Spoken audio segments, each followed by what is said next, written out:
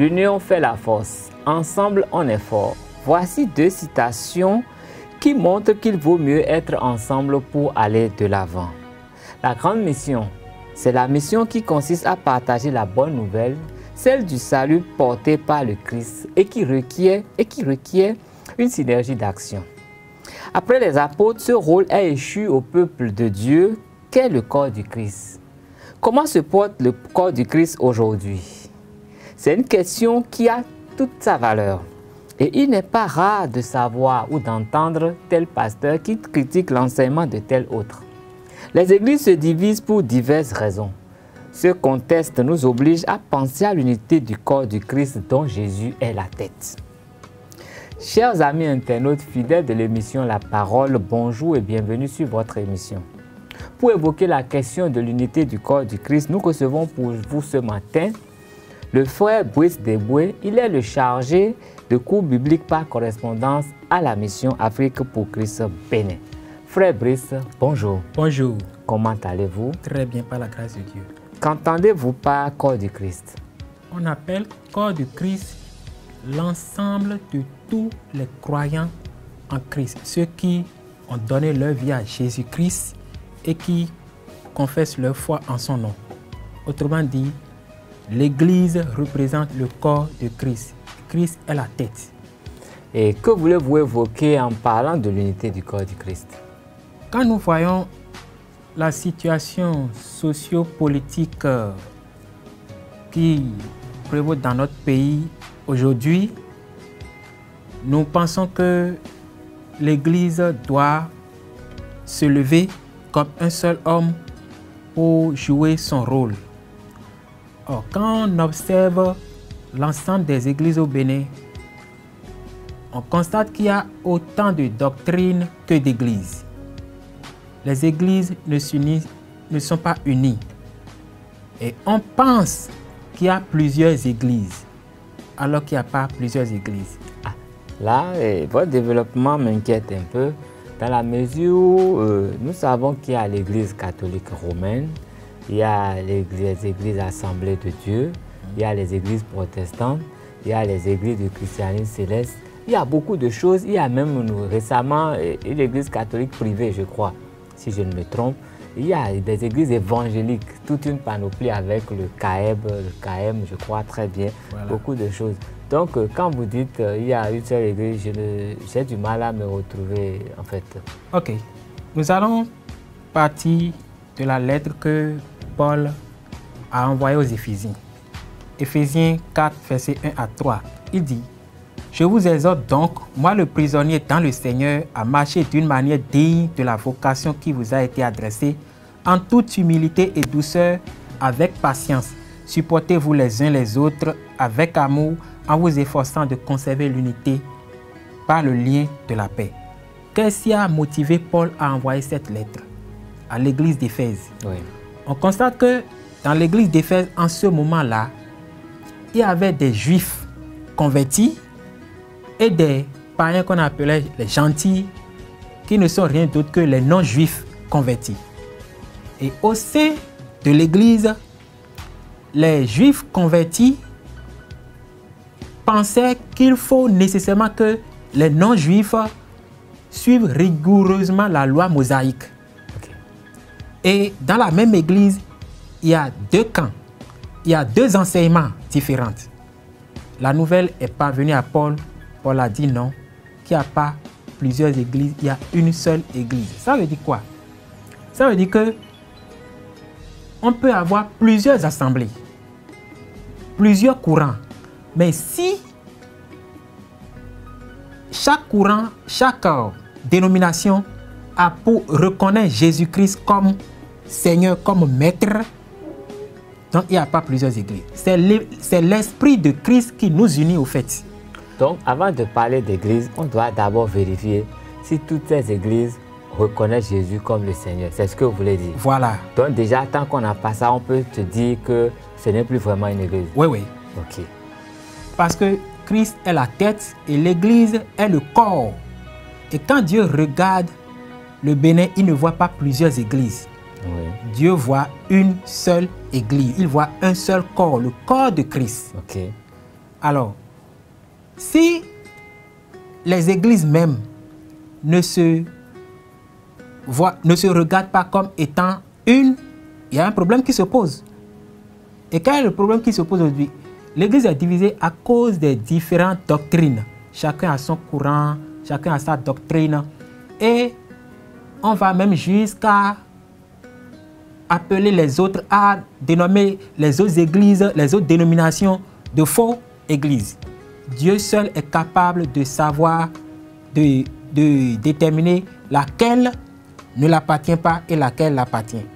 Donc, il revient à l'église maintenant de s'unir, de croire qu'il n'y a pas plusieurs églises. Et si l'autre confesse Jésus et que je confesse Jésus, nous devons dépasser nos divergences doctrinales et pouvoir nous unir afin d'aller devant Dieu pour implorer son intervention sur le béni. L'unité du corps du Christ, c'est une grande question dans la mesure où ce n'est même pas d'aujourd'hui. Vous avez déjà évoqué le cas des Éphésiens, mais il faut qu'on se rappelle que déjà dans les années 1600 ou 1700, il y a eu ce phénomène de la nuit de la Saint-Bartholomé en France où des catholiques avaient invité des protestants entre griffes pour une grande cérémonie veillée, alors que tous les catholiques étaient armés de couteaux et le projet c'était d'exterminer tous les protestants. Et donc c'est des choses, c'est des faits marquants qui ont prouvé que l'Église, il y a souvent eu des divisions dans l'Église. Et aujourd'hui, quand nous prenons l'Église chez nous, forcément, je ne sais pas, il y a peut-être 3 églises dans une même rue, mais ces 3 églises, chaque pasteur a tendance à dire à ses fidèles que ici c'est la vérité plus que là-bas. C'est vrai qu'on ne dit pas toujours là-bas n'est pas la vérité, mais on dit souvent ici c'est la vérité plus que là-bas. Des fois on dit même que l'autre, bon, il ne sert pas le Christ, c'est un secte. Il y a beaucoup de choses qui se font. Comment est-ce que l'unité peut se faire dans ce contexte? Vous savez, c'est triste. Ce sont des constats tristes qui attristent même tous ceux qui sont animés de l'Esprit de Dieu. Parce que on se pose la question, est-ce qu'un être humain debout, est-ce qu'il peut y avoir des divergences dans son corps? Je suis un être humain, j'ai mes bras, j'ai mes pieds. Est-ce qu'il peut y avoir des divergences? Alors que le constat aujourd'hui au niveau des églises n'est pas reluisant. Maintenant, qu'est-ce qu'il faut pour avoir de l'unité au sein de l'église? Paul l'a dit, il a dit efforcez-vous. Efforcez-vous. Ça veut dire que les églises même doivent prendre conscience de ce qu'il n'y a pas 2 églises, ni 3 églises, ni plusieurs églises. Il y a une seule église. Et après avoir pris conscience de ça, il faut prendre la décision de pouvoir s'unir. Celui qui se considère comme supérieur à l'autre doit aller vers l'autre et celui qui se considère comme inférieur doit accepter la main tendue de l'autre, tout juste pour s'unir afin de pouvoir implorer la grâce de Dieu. Sinon, non, mais ce que vous évoquez paraît vraiment idéaliste dans la mesure où déjà au sein d'une même église, il n'y a pas forcément d'entente parce que parfois, il y a des pasteurs adjoints qui s'opposent aux pasteurs, il y a peut-être le comité paroissial, il y a des gens de l'église qui se sentent exclus parce qu'ils se disent peut-être que les gens plus nantis sont mieux traités. Il y a beaucoup de considérations qui divisent l'église. Donc, est-ce que pour régler ce problème, il ne faudrait pas commencer par prêcher l'amour pour que tous les fidèles s'aiment? D'abord que les fidèles sentent qu'ils sont une seule église avant de demander aux autres dénominations de venir se joindre pour dire que bon, le corps du Christ est devenu une réalité tangible. Il y a un adage qui dit que le poisson pourrit par la tête. Ah, d'accord. Si les églises, si dans les assemblées, il y a des unions, il faut aller chercher la tête. Et dans le livre d'Osée, Dieu a dit, mon peuple périt faute de connaissance. Vous avez parlé tout à l'heure de prêcher l'amour. Oui. Mais je pense que nous avons beaucoup de leaders qui ont besoin d'être enseignés eux-mêmes. Ah oui. Parce qu'on ne donne que ce qu'on a. Si la personne n'a pas plus, ne lui demandez pas de donner plus. Donc, la plupart des leaders ecclésiastiques de notre pays ont besoin d'être enseignés. Et l'enseignement vise à équiper l'homme de Dieu afin que lui-même amène l'autre à le suivre. Les pasteurs que Dieu a établis sont des bergers, ils sont des conducteurs. Quand on parle de berger, c'est celui qui est capable d'enseigner, de nourrir, de soigner. Ah oui, nourrir. Nourrir. Vous pensez que les pasteurs ont envie de nourrir quelqu'un? Est-ce qu'il n'y a pas beaucoup plus de pasteurs qui ont envie de vivre sur le dos des fidèles que de les nourrir? C'est le constat que nous faisons. Quand je parle de nourrir, il s'agit de la nourriture spirituelle. Ah d'accord, je m'en excuse. Il faut donner la parole. Mais si le pasteur même n'a pas l'essentiel de la parole, qu'est-ce qu'il va pouvoir donner? Il va prêcher lui-même. Il va prêcher son ego. Et c'est ce qu'on constate dans beaucoup d'églises aujourd'hui. J'ai dit tantôt que le poisson pourrit par la tête. Si je prends les institutions ecclésiastiques, je pense bien que si en leur sein là-bas, ils décident de s'unir, tout le monde va suivre. Supposons que ces institutions, les présidents de ces institutions se voient entre eux et disent, nous n'avons qu'un seul pays, le corps de Christ est un, il faut que nous nous unissions pour intercéder, pour prier. Et ils demandent à toute l'église. Vous pensez que les fidèles ne vont pas les suivre? Les fidèles vont bien pouvoir les suivre. Aujourd'hui, qu'est-ce qu'on constate? Cellule de prière ici, telle prière là, tel groupe de prière là, c'est dispatché. Il faut que le corps du Christ s'unisse. Et je lance un appel aux responsables des institutions que le Seigneur leur demandera des comptes entre eux là-bas. Oui, le Seigneur va leur demander des comptes, mais ça c'est après, c'est pas tout de suite. Mais tout de suite là, nous avons d'autres impératifs. Vous avez évoqué par exemple des questions nationales. Et vous savez que très récemment, il n'y a pas très longtemps, le chef de l'État a dû unir deux branches d'une église qui se divisaient. Maintenant, à quel moment est-ce que les politiques unissent vont pouvoir se mettre ensemble pour implémenter quelque chose de positif dans le pays? Vous savez, c'est vrai ce que vous dites. Et c'est déplorable. Parce que l'apôtre Paul, je crois qu'il a reproché cela. Je crois que c'est aux Corinthiens, non? Il leur a dit, si vous avez des affaires, est-ce que c'est aux païens de vous régler vos affaires? Alors que les chrétiens même doivent juger des affaires entre eux, parce qu'ils sont appelés à juger le monde demain. Bon, le conseil est que c'est le politique qui vient nous unir. Maintenant, est-ce qu'on va toujours laisser le politique s'ingérer dans les affaires de l'Église si nous-mêmes, nous ne sommes pas capables de juger nos propres affaires? Quelqu'un d'autre viendra le faire à notre place. Je parlais tout à l'heure d'enseignement. Après l'enseignement, il faut de l'humilité. Beaucoup d'hommes de Dieu sont remplis d'orgueil. Ils sont imbus d'eux-mêmes.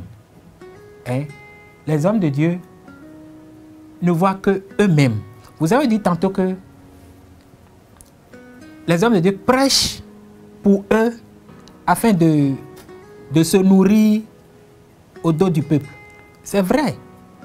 Non, ce n'est pas une affirmation, mais je ne relate que ce que j'entends. Oui, vous savez au Bénin, les rumeurs finissent par se confirmer. Et vous venez de dire tout haut ce que tout le monde pense bas. Je pense que les leaders ont besoin d'être enseignés. La plupart des leaders, il y a des leaders qui ont enseigné, des leaders bien enseignés. Mais eux, il leur manque d'humilité. Ils ne se laissent pas briser par le Saint-Esprit. La Bible dit qu'on demandera plus à celui qui en a reçu beaucoup. Si moi j'en ai beaucoup, c'est que le Seigneur me demandera plus. Mais aujourd'hui, on constate que certains reçoivent plus, mais ils ne veulent pas du tout donner. C'est un peu déplorable. Et je prie pour l'Église je prie pour l'Église et je demande à ce que le Seigneur même fasse grâce à son Église. Ben, j'ai l'impression que les pasteurs mettent en avant, je ne sais pas, cette affirmation qui dit faites ce que je dis et non ce que je fais. Et dans la mesure où dans les faits, on ne remarque pas forcément que le pasteur donne le bon exemple. Et puis, je crois que théoriquement, tous les pasteurs doivent être remplis du Saint-Esprit. Et je lis dans Galates 5 au verset 20 que mais le fruit de l'Esprit, c'est l'amour, la joie, la paix, la patience, la bonté, la bénignité, la fidélité, la douceur et la tempérance. Est-ce que si nos pasteurs réunissaient, je ne sais pas, ne serait-ce que la moitié de ces qualités ou de ces dons en eux, on n'aurait pas résolu tous ces problèmes de division que nous observons dans l'Église, au sein de l'Église? Vous savez, le fruit de l'esprit que vous venez de citer, oui, on ne s'obtient pas par magie ni par miracle. Ah oui. Quand vous avez le Saint-Esprit en vous, Oui. vous avez déjà les germes de ce fruit de l'esprit. Ok. Il vous revient maintenant de travailler afin de pouvoir les développer. Comment? Travailler comment? Voilà. Vous êtes un homme de colère. Oui. Vous-même, vous savez que vous vous énervez très vite. Oui. Vous demandez à Dieu de vous libérer de la colère. Ah oui. Mais Dieu, il sait qu'il vous a et qu'il a mis en vous la patience. Il va permettre à ce que des situations qui vous mettent dans un état de colère vous arrivent toujours. Et c'est à ce moment-là que vous-même, vous allez apprendre à vous surpasser, à vous dominer. Le Seigneur, il nous a déjà tout donné. Le fruit que vous venez de citer, nous l'avons tous. L'amour, la bénignité, c'est en nous. Il nous revient maintenant de pouvoir les développer. Donc, il revient à chaque homme de Dieu. C'est ce qui manque à nos hommes de Dieu aujourd'hui. On prêche la parole, mais on demeure toujours dans la chair. Eh bien, on demeure toujours dans la chair. Et maintenant, théoriquement, bon, d'abord, l'Église doit montrer le bon chemin. L'Église doit participer à améliorer ce qui se passe dans le pays. Voilà que l'Église a lui-même une béquille, porte elle-même une béquille. Et maintenant, comment, dans l'état actuel des choses, qu'est-ce qu'on peut espérer que l'Église puisse faire? Dans la mesure où, vous savez, nous sommes quand même dans une période électorale où les tensions montent un tout petit peu dans le pays. Qu'est-ce que l'Église peut faire aujourd'hui? Ce que l'Église peut faire, c'est de s'unir et d'implorer la grâce de Dieu. Vous savez, l'Église est la représentation de Dieu sur la terre. Dieu n'agira pas sur la terre sans passer par l'Église. Dieu ne peut rien faire sur la terre en mettant l'Église de côté. Raison pour laquelle, dans l'ancien temps, les églises qui n'ont pas compris leur rôle, Dieu leur a envoyé la persécution. Ah oui? Oui. Et quand j'analyse la situation politique de notre pays, ça me fait peur.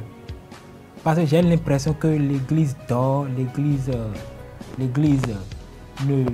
ne se soucie pas, elle ne sait pas faire la lecture des choses. Donc l'Église étant l'ambassade du royaume de Dieu sur la terre, Dieu ne peut qu'agir à travers elle. Et notre rôle, le rôle de l'Église, c'est d'aller devant Dieu. Dans le livre de Jérémie 29, verset 7, Dieu a demandé à son peuple, quand le peuple était en exil, de rechercher le bien du pays dans lequel il se trouve. Parce que sa paix même en dépend. Si nous disons que nous sommes enfants de Dieu, pour que nous vivions en paix, nous devons rechercher le bien du pays et non notre intérêt égoïste. Si ça pète demain, nous serons tous victimes. Donc, nous n'avons pas le choix. L'Église a le devoir de s'unir, de parler d'une seule voix et de chercher l'intervention de Dieu. Et si je comprends bien ce que vous dites, ça veut dire qu'aujourd'hui, l'Église doit appeler les partis des partis politiques qui ne s'entendent pas à s'entendre. Doit tout faire pour qu'ils s'entendent, pour qu'il y ait la paix dans le pays, parce que la paix de l'Église même en dépend. C'est ce que doit comprendre. Vous savez, l'Église n'a pas besoin d'appeler les politiques. Ah oui. Parce que les politiques sont dans leur monde. Oui. L'Église a le pouvoir de faire fléchir les cœurs des politiciens. La Bible dit que le cœur du roi est entre les mains du Seigneur comme un torrent d'eau et que c'est lui qui lui donne la direction à suivre. Si l'Église s'unit et demande l'intervention de Dieu, Dieu va orienter le cœur de chaque politique dans le bon sens. Ne soyez pas surpris que les politiques ne s'entendent pas. Ne soyons pas du tout surpris. Donc, tout le bien-être du pays repose sur l'épaule de l'Église. L'Église a la clé de pouvoir sortir de cette situation difficile. Ok, bon, avant que l'Église n'agisse efficacement, est-ce qu'il ne faut pas qu'il soit fait d'abord un toilettage au sein de l'Église lui-même pour savoir vraiment ceux qui parlent au nom du Christ, ceux qui sont de Dieu, et que ceux-là se mettent ensemble pour prier? Parce que je me réfère à la Bible qui me dit à 2 Timothée 2, versets 19 à 21, exactement ceci. Néanmoins, le solide fondement de Dieu reste debout, avec ces paroles qui lui servent de sceau. Le Seigneur connaît ceux qui lui appartiennent, et quiconque prononce le nom du Seigneur, qu'il s'éloigne de l'iniquité. C'est pour dire quoi? S'il y a des gens qui, au sein de l'Église, refusent d'avoir le bon enseignement, refusent de laisser leur cœur brisé par l'Esprit Saint, refusent de se soumettre à Dieu, et qui sont là à parler au nom du Seigneur, à prononcer le nom du Seigneur, et que ceux-là se mettent ensemble avec d'autres pour prier pour la paix, est-ce que ce n'est pas encore plus dommageable que le fait de ne pas réagir? Vous savez, très souvent, nous avons tendance à jouer le rôle de Dieu à sa place. Nous avons tendance à prendre la place de Dieu et à jouer son rôle. Discerner le bon grain de l'ivraie, oui, ce n'est pas notre rôle. Ça revient à Dieu, à lui et à lui seul. Nous, notre rôle, oui, c'est de nous unir et d'aller devant Dieu. Lui, la personne confesse Jésus. Oui. Moi, je ne sais pas la manière dont elle confesse Jésus. Ça, ce n'est pas mon problème. Okay. De la manière dont elle confesse Jésus, ça, c'est son problème. Mais moi, je me base de sa profession de foi. Comme tu confesses Jésus, je confesse Jésus, nous confessons le même Seigneur, alors nous allons nous unir pour aller devant Dieu. Il revient à Dieu seul de pouvoir enlever le bon grain de l'ivraie. Donc, je le dis, l'Église n'a pas cherché en son sein tel est faux, tel est vrai. Ok, donc ce que vous dites là, ça veut dire que vous prenez l'écuménisme. Ça veut dire que toutes les églises, quelles qu'elles soient, doivent se mettre ensemble. Même les gens qui ne sont pas... En fait, on doit être ensemble et Dieu fera la part des choses. Est-ce que c'est ça ce qu'on doit comprendre? Il y a combien de seigneurs? Un seul Seigneur. Oui. Combien de maîtres? Un seul maître. Combien de Christ? Nous avons un seul Christ et oui, un seul esprit qui nous anime tous. Je ne parler de communisme, je pense que c'est un peu trop dit. Mais je dis, compte tenu de la situation politique de notre pays aujourd'hui, oui, nous devons laisser nos différends de côté, nos divergences de côté. C'est ce que Paul a voulu dire aux Éphésiens. Paul lui a notifié qu'il ne s'agit pas de pratiquer nécessairement la loi mosaïque avant d'être disciples de Jésus-Christ. Parce que eux, ils confessent Jésus, les païens aussi confessent Jésus, vous êtes un. De la même manière, nous devons dépasser ces divergences doctrinales et nous unir pour aller devant Dieu. Ok, Frère Brice, le temps qui nous est imparti tire déjà à sa fin. Et pour résumer un peu vos propos, vous allez me dire si je suis fidèle ou pas. Vous avez dit que Paul avait conseillé à l'Église qu'il ne s'agissait pas de respecter forcément la loi mosaïque pour se dire chrétien. Et ce qui veut dire que aujourd'hui, tous les chrétiens sont chrétiens. Et tout ce qui a lieu de faire aujourd'hui, c'est que tous les chrétiens se mettent ensemble. Qu'ils sachent que l'Église est une. Notre pays est un. Et nous devons tous nous mettre ensemble, conjuguer nos énergies, nos forces et crier à Dieu pour espérer avoir le bonheur qui sera commun pour tout le peuple. Est-ce que j'ai été fidèle? Merci beaucoup. Merci infiniment à vous. Et merci à vous également, chers amis internautes, pour avoir pris le rendez-vous de ces numéros et de nous avoir suivis jusqu'à la fin.